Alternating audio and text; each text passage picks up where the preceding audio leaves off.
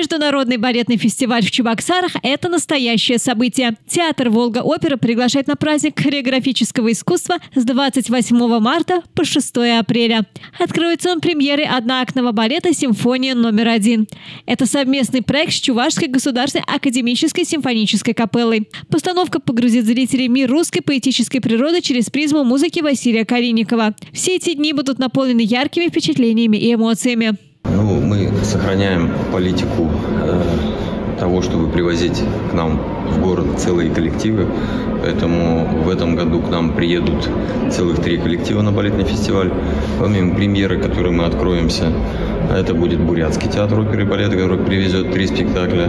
Это будет Московский театр имени САЦ, который тоже показывает 3 спектакля. И замечательная балетная труппа современного танца, чтобы как-то разнообразить репертуар, чтобы люди посмотрели и классические, и современные спектакли. Это замечательная труппа Кэнон Дэнс, которая, по мнению большинства наших специалистов и критиков, находится как бы на острие современного танца в России. И, конечно, финальный гала, в котором будут гости, которые никогда у нас еще не были в Чувашии. Будут представители совершенно разных государств. Завершится фестиваль по традиции большим гала-концертом. Что касается гала, то там будет очень много современных, и в том числе, конечно, классических хитовых постановок. И все привезут номера, которые публика еще не видела на нашей сцене.